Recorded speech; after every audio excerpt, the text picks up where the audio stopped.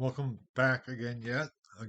This is the third part of the first lecture. And my apologies, we got cut off, or I got cut off a bit prematurely, and yet I was about ready to end at that point anyway. But the video of part two of this lecture one, there's some computer issues, which I hope I've figured out now or worked out now. But in any case, this is the continuation of the second part. So now it's the third part of lecture one for week one. And I can only promise that subsequent lectures for the subsequent weeks will not be quite as extensive or as long, will not be in three parts. Knock on wood, I trust. In any case, picking up where we left off. We left off with having completed the slide, The Myth of Christendom. So we begin with the following slide of the PowerPoint presentation, which is also posted, of course, the Reformation of the later Middle Ages.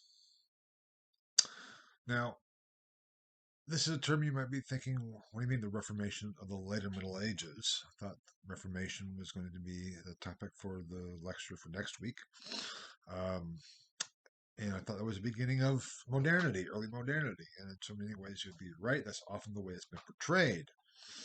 To the point, too, that scholars have made a clear distinction in general, the majority of scholars have done this, between medieval reform and then early modern Reformation. So the Reformation refers to what happens in the 16th century, beginning with Luther and going on from there, and anything before is not Reformation, it is simply reform. And of course, there had always been reform movements. There's a slogan that actually came up in the context of Vatican II. So the church reformed, always to be reformed. Ecclesia Reformata Semper Reformanda, which both Catholics and Protestants appealed to and used as a slogan, as a motto. And if we look at the history of Christianity from its origins through its development in late antiquity on into the Middle Ages, that is really what we see. There was never a time when the church, as such, we'll come back to that issue, um, was not changing and reforming, attempting to. There were ages of reform, where attempts to effect more widespread reform were initiated.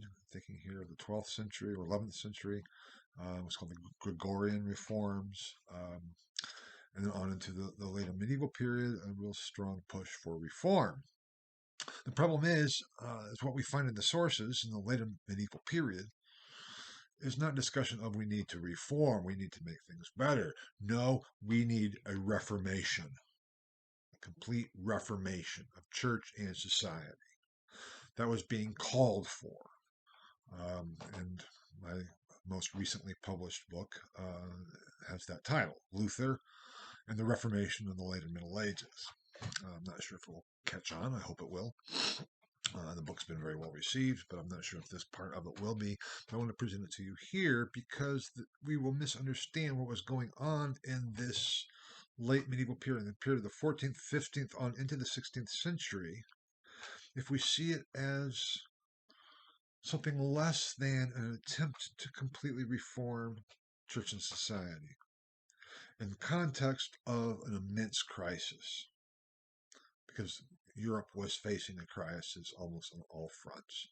And we will not have the context to place the developments in the 16th century in the proper historical perspective if we keep with this distinction between medieval or even late medieval reform and then early modern Reformation, as if reform was something less than. Now, you'll see, as you see on the slide there, point number 3 is the failed Reformation, because all the attempts in the 14th and 15th century to bring about a Reformation failed.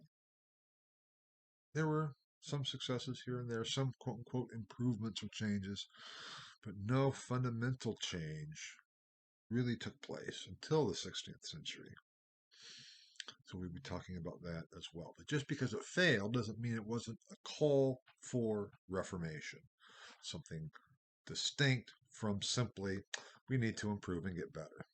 No, it's we need to fundamentally do things differently. And those calls for reformation, as I just mentioned, were increasingly loud. Can't think of the proper term right now, but were increasingly prevalent and voiced as Europe faced a series of crises. So I'm just going to talk about some of these crises to give you an indication of what the 14th, 15th centuries were facing. And this is the time of the so-called Renaissance, of new birth. It's also the time of greater fundamental crises than any time previously. Now, crisis is not a word that has a lot of content because it's overused. We're always in a state of crisis. We go to college, we have our freshman crisis, then we have our sophomore crisis, or junior crisis, or senior crisis. We end up at some point having a midlife crisis. I've never had one to my knowledge that I'm aware of, or at least not yet. But we always are feeling we're in a period of crisis, and we just say, "Oh, something that's really bad. Oh, that's a real crisis. Oh, what do I do?"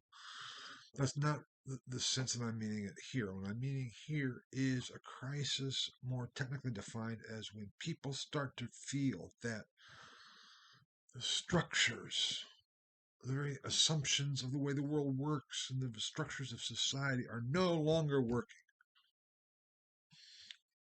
And there's been a lot of worry recently over the past several years, and extremely recently too, with the events in our country that we're facing a constitutional crisis, culminating in the besieging, so to speak, and the insurrection at the Capitol on January 6th.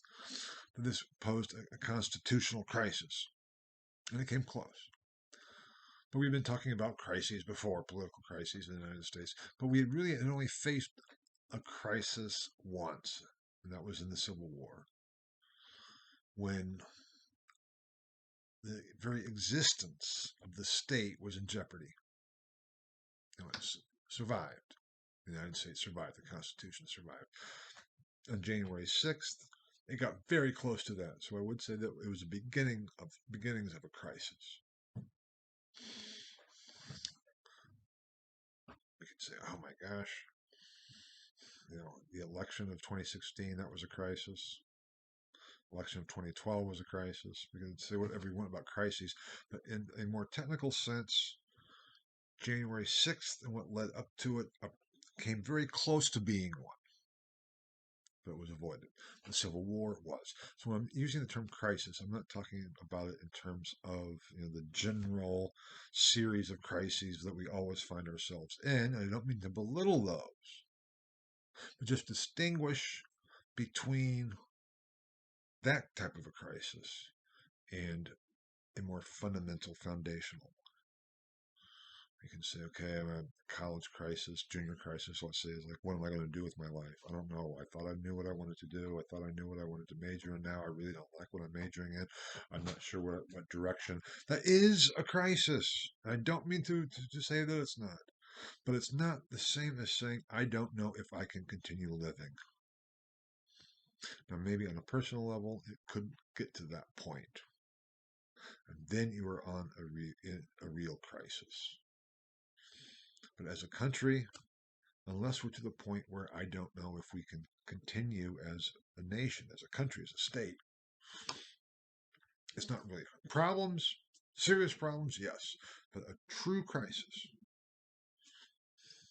I would say no. Now, I'm going to point to a number of things here in terms of the crisis of authority, and to show how some of this worked. And the first one we meet in the 14th century is called the Great Northern Famine. And it's the Great Northern Famine because this was experienced by people north of the Alps, and also in Northern Europe. Southern Europe did not suffer anywhere near to this extent, but they went through a period of years from 1305 to 1317 of real starvation. Crops failed. We can go back and look at archaeological evidence. Uh, Tree rings is one of the major ways, and determined that there were a number of periods of intense rain, more than normal, which led to crop failure. I don't know if any of you have grown up on a farm. I did. And when your crop fails, it's serious. Growing up, our crop failed a couple of times. We were able to survive it. It's very difficult, but you can survive it and get by. But if your crop fails one year, okay, it's bad. If it then fails again the next year, it's really bad. If it fails again, probably you're going to lose your farm, lose your livelihood. 14th century, when subsistence was based on yearly crop production, agricultural production, when a crop failed in a widespread, not just for an individual, but widespread over a region, there was suffering and famine. And here I'm talking about famine, not just being hungry, not just, needing to cut back and going down to 2 meals a day and not eating all that much and those things. I'm talking about starving to death. People were starving to death on a widespread scale in Northern Europe in the early 14th century. And it caused people to speculate, why is this happening? This has never really happened before.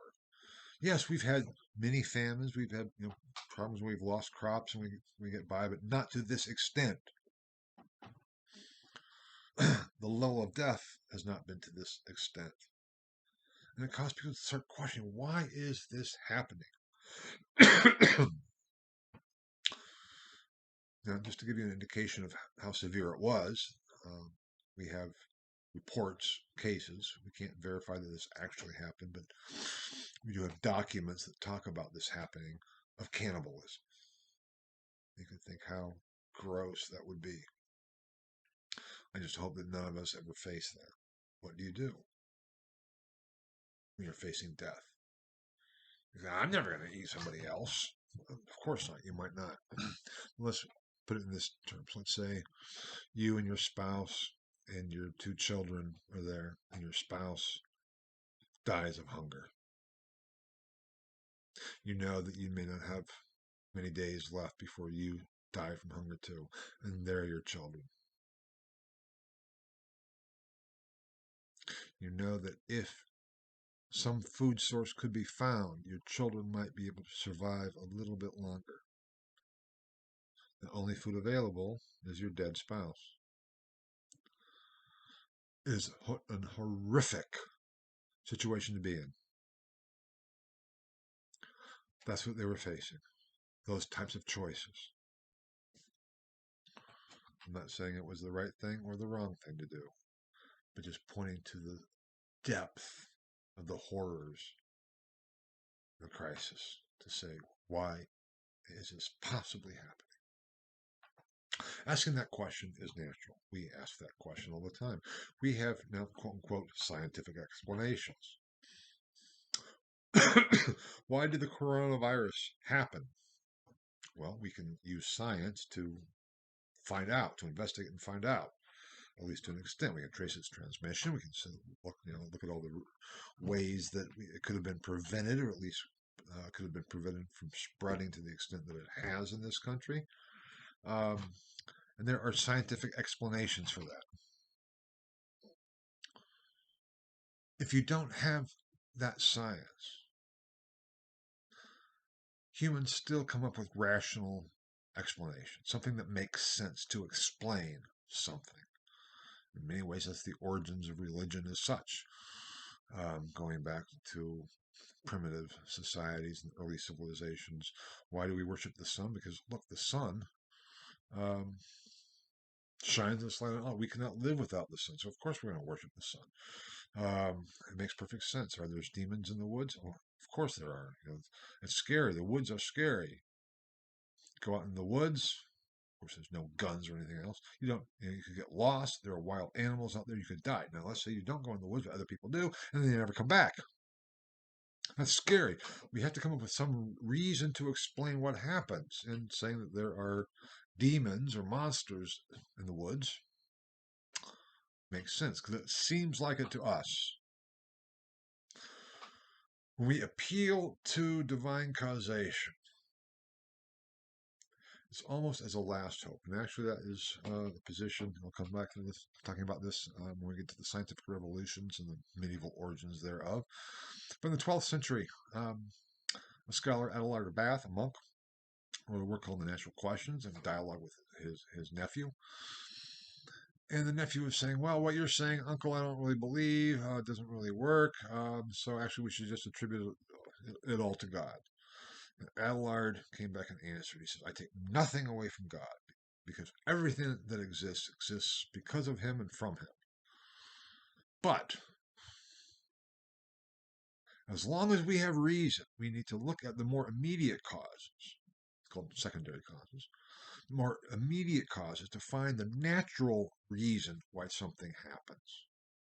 And only when we can't find the natural causation of an event, of an occurrence, a happening, of weather or whatever it might be, only when we cannot find the natural scientific explanation should we appeal to God.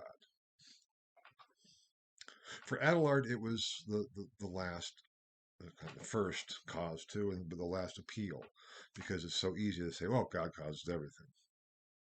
They would believe that. But within that, God uses, or used, time, the idea, it's called secondary causes. Okay.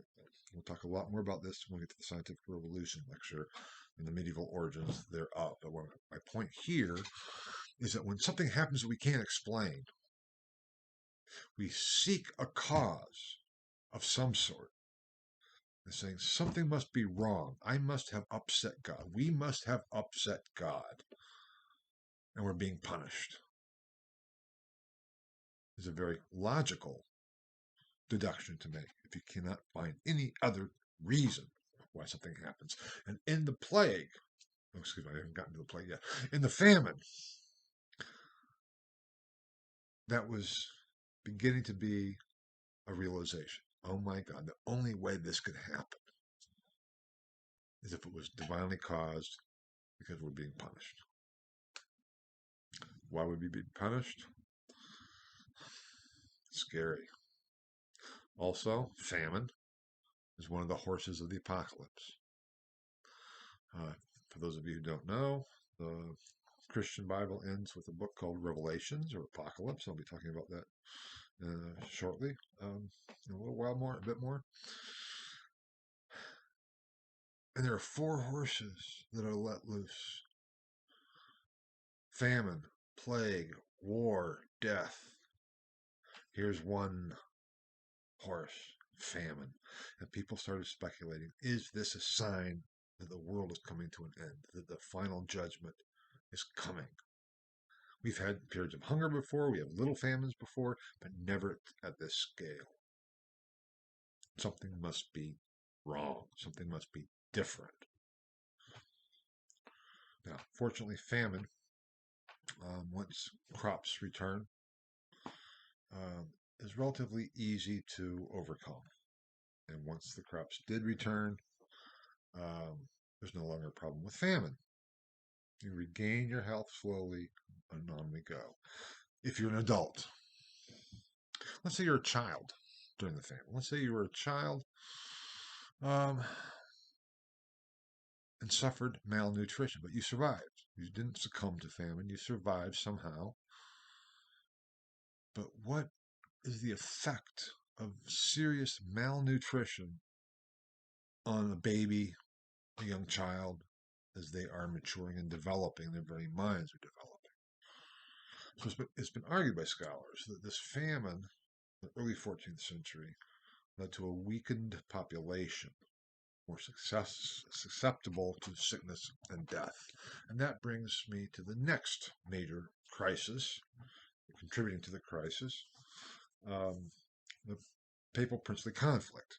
I want to skip over this briefly because I talked a fair amount about it in part 2 of this first lecture.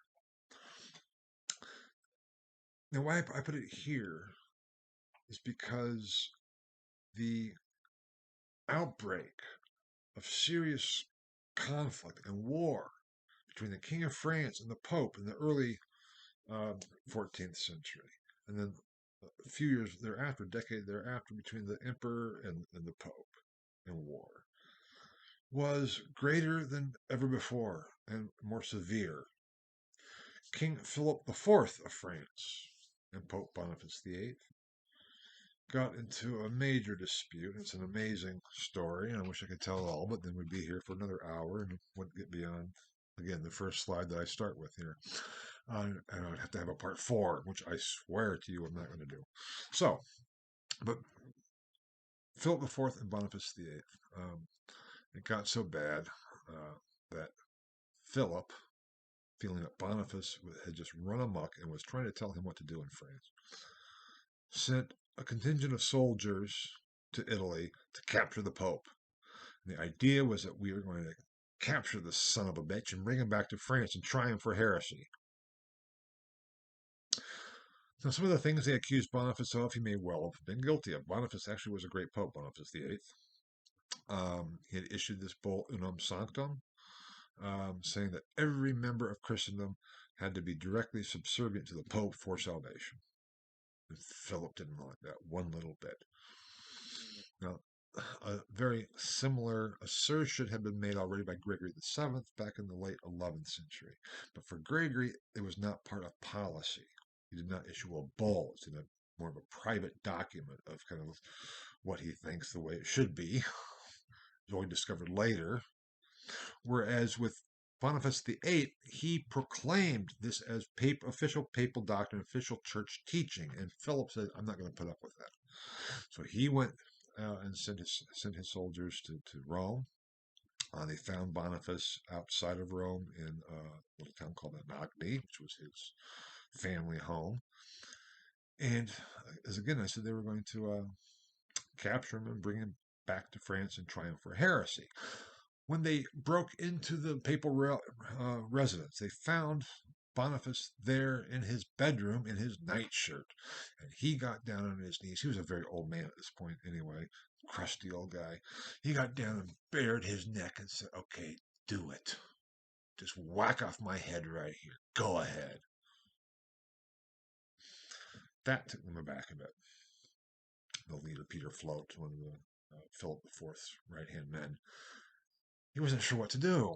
Oh my God, do I just whack off the Pope's head right here and now? He's telling me to. He's baring his neck for me to do it. I'm not sure about that. Capturing him is one thing, especially if he's fighting a bit and trying to resist. But sitting here with his neck on him, go ahead, cut off my head.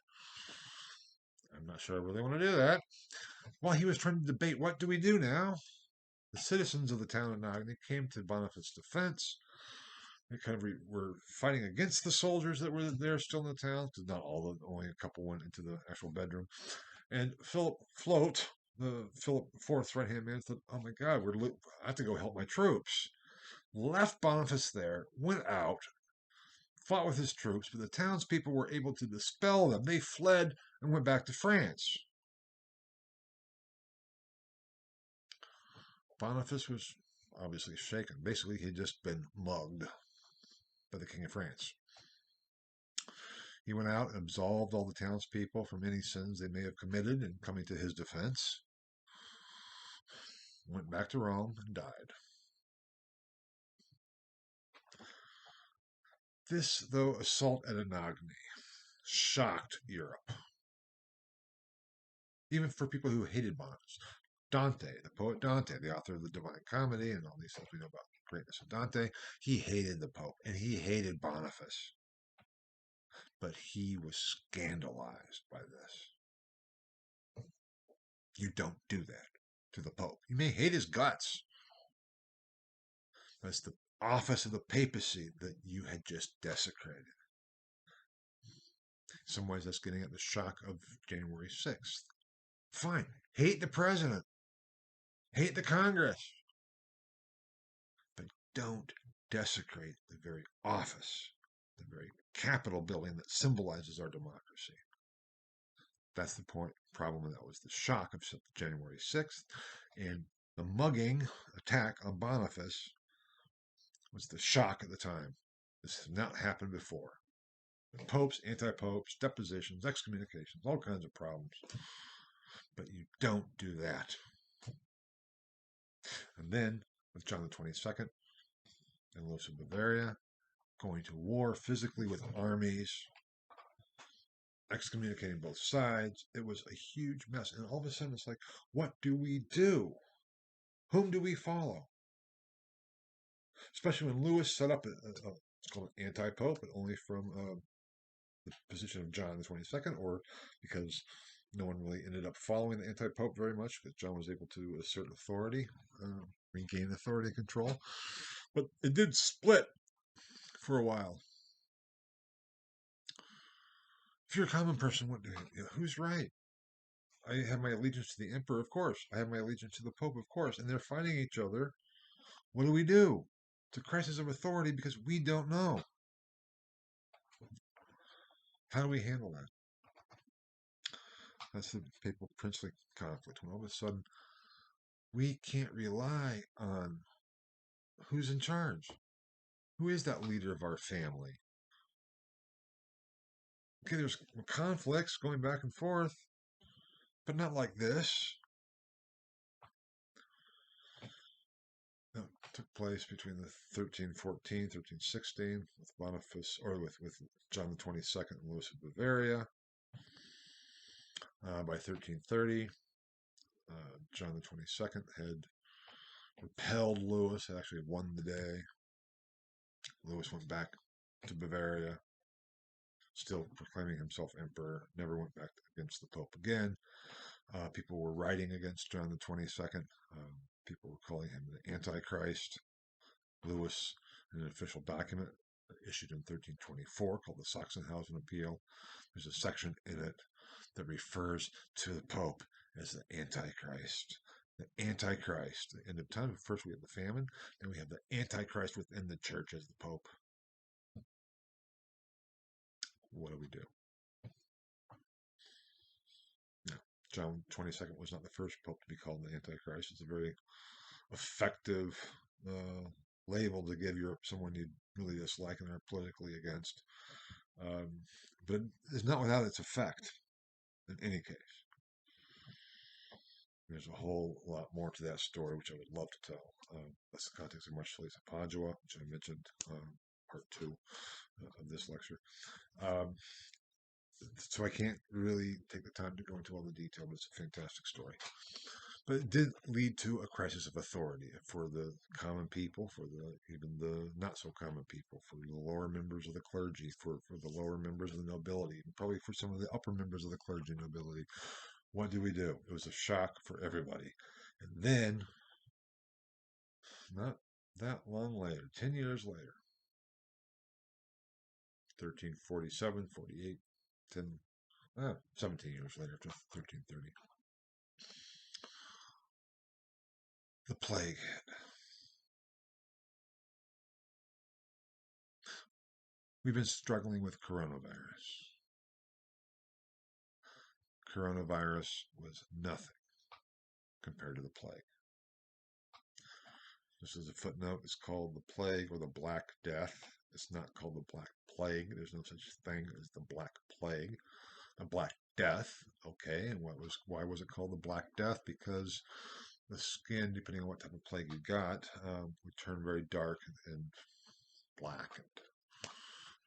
So the dead bodies lying around all blackened as a result of plague. That was based on the bubonic plague, which was one of the major strains of plague. There was 3 strains: the bubonic, the pneumonic, and the septicemic, affecting the pneumonic lungs, septicemic the blood, and the glands.